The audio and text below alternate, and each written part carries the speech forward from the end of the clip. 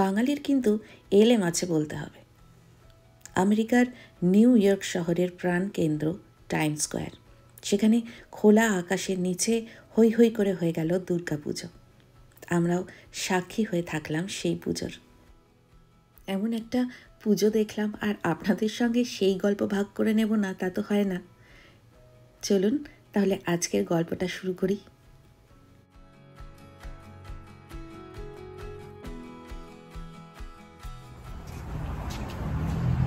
চলুন নিউ ইয়র্কের পুজোটা দেখে আসি আমরা। আজ শনিবার 4 অক্টোবর 2025। আমরা চললাম নিউ ইয়র্কের টাইম স্কোয়ারের দুর্গাপুজোটা দেখতে। খবর পেয়েছিলাম কয়েকদিন আগেই, আর তখন থেকেই মনে মনে ঠিক করা ছিল যে যদি সব কিছু ঠিকঠাক থাকে তাহলে এই পুজোটা একবার দেখতেই হবে। ট্রেন থেকে নেমে সাবওয়েতে করে পৌঁছে যাব সোজা টাইম স্কোয়ারে।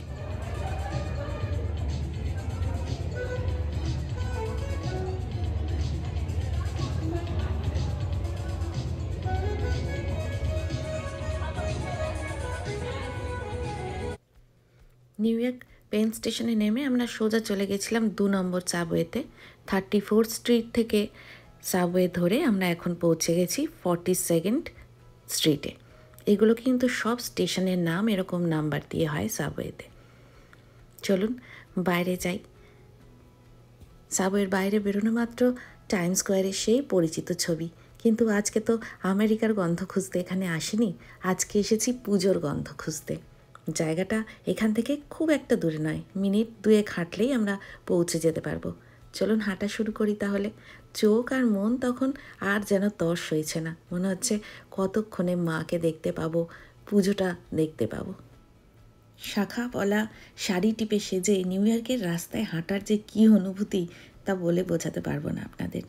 ততক্ষণে চোখ চলে গেছে আমার মায়ের পুজো মণ্ডপের দিকে, আর কানে তখন আসছে বাংলা গান, একেবারে নিখাত বাংলা পুজোর গান।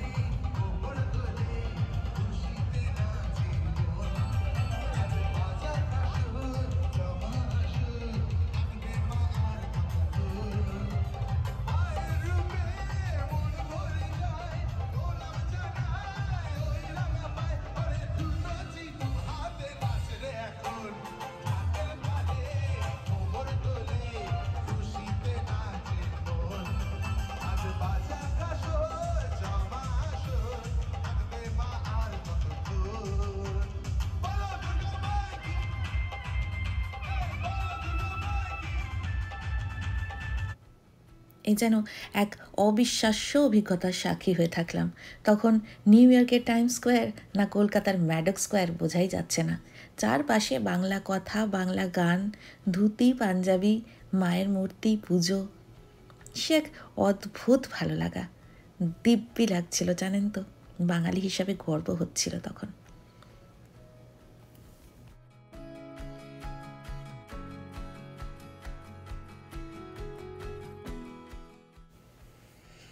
আর এদিকে পটুম্যান ঠাকুরকে কাছ থেকে না দেখলে কিছুতেই প্রণাম করে না। ওকে কত করে বোঝাচ্ছিলাম যে মা আছে, ভিড়ের জন্য আমরা দেখতে পাচ্ছি না, তুমি প্রণাম করো। সে কিছুতেই করবে না, তা বাবাই জোর করে হাতটা তুলে প্রণাম করিয়ে দিল। হঠাৎ ভিড় থেকে একটা স্নেহমাখা ভালোবাসার মুখ বেরিয়ে এলো। এই যে পটুম্যান না তুমি, ওনার নাম সুপ্রীতিদি।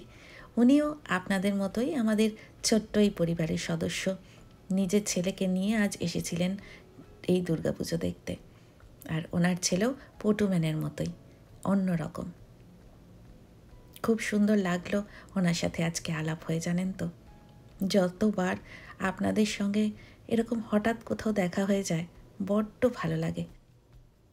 ইউটিউবে আপনাদের সবার ভালোবাসার কমেন্টগুলোই তো আরও একটা নতুন ভিডিও বানানোর, পটুম্যানের গল্প বলার সাহস যোগায়।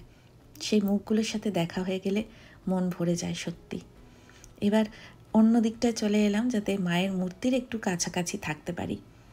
আমরা তো এখানকার ডোনেশন দিয়ে আসিনি, সেজন্য আমরা একটা লাইনের বাইরে আছি, আর ভিতরে সদস্যরা আছেন সবাই। তো ওখান থেকেই মাকে দেখছিলাম, হঠাৎ দেখি ছন্দক ভোগ নিয়ে আসছে। এখানে কিন্তু মেম্বারশিপ না নেওয়ার পরেও ভোগ সবাইকে বিতরণ করা হচ্ছে, সঙ্গে জলের বোতল, টিস্যু পেপার, একেবারে গুছিয়ে ব্যবস্থা যাকে বলে। তো ছন্দকও দুটো ভোগ নিয়ে এসছে, খিচুড়ি ছিল আর একটা পাঁচমিশালি তরকারি। আমাদের আরিফ ভাই সহ তাদের জন্য জোরে একটি করতালি হোক যাক আপনাদের সবার পক্ষ থেকে। Thank you so much. এবং এই প্রবাসী অর্থাৎ দামি দামি রেস্টুরেন্টের খাবার একদিকে, আর এই মায়ের মণ্ডপে বসে ভোগ খাওয়ার আনন্দ আরেকদিকে, তাই না বলুন? ভোগ খেতে খেতে গানও শুনছিলাম। পর পর বিভিন্ন শিল্পীরা উঠছেন স্টেজে আর খুব সুন্দর সুন্দর গান পরিবেশন করছিলেন।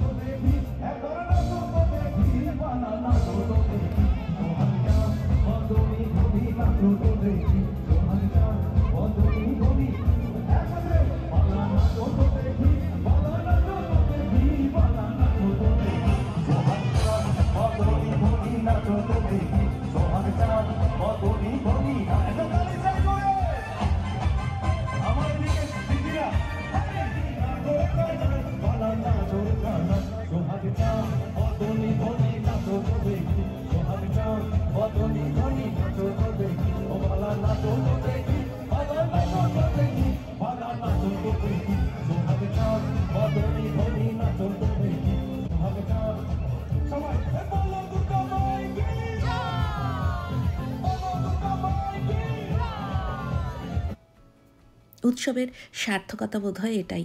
তখন চারপাশে দেশি বিদেশি বাঙালি অবাঙালি যারা উপস্থিত ছিল সবাই তখন উৎসবের অংশ।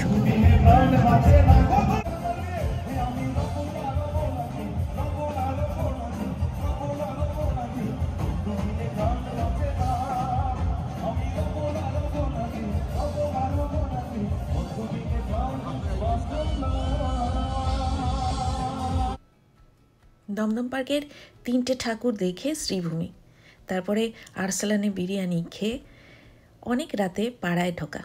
পাড়ায় ঢুকেও বাড়ি অবধি কি পৌঁছাতে পারতাম? তখন মণ্ডপে আর এক প্রস্থ আড্ডা দিয়ে অনেক রাতে বাড়ি ফেরা। আবার ভোরবেলা ঢাকি কাকুদের ঢাক নিয়ে পাড়া ঘুরতে বেরোনো, আর তাতেই ঘুম ভেঙে যেত। যা যা মিস করছিলাম তার 16 আনা হয়তো হলো না, তবে 8 আনা আজকে পুষিয়ে গেল এখানে এসে। আমার এই দুর্গাপুজোর গল্পটার মতো এখানকার সবারও একটা করে আলাদা আলাদা দুর্গাপুজোর গল্প আছে, আর সেই সব গল্প মিলে মিশে তৈরি হয় একটা প্রবাসী দুর্গাপুজো। টাইমস স্কোয়ারে এরকম ভাবে দুর্গাপুজো সেটা বাঙালি করে দেখালো, আসলে একটু নিজেরা জোরে একটা নিজেদের জন্য দাবি দেবেন। এই যে এরকম একটা জায়গায় দুর্গা মাকে স্থাপন করা, মঞ্চে গান গাওয়ার জন্য আমরা দেশ বিদেশ থেকে চলে আসছি, এটা আপনাদের জন্য সম্ভব হয়েছে।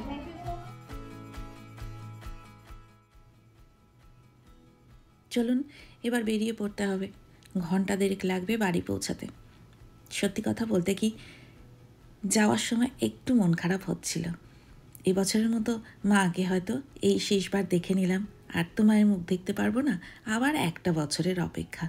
তাই মনটা খারাপই লাগছিল, দশমীর মতো, বিদায় বেলার মতো, বিসর্জনের মতো। চলুন এবার বাড়ির পথে পা বাড়াই। চলে যেতে গিয়েও বারবার মায়ের দিকে ফিরে ফিরে তাকাচ্ছিলাম।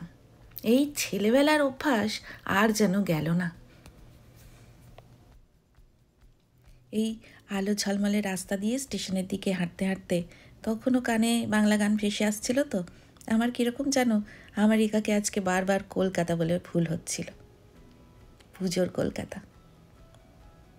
সে যাই হোক, আজকের ভিডিও তাহলে এখানেই শেষ করি।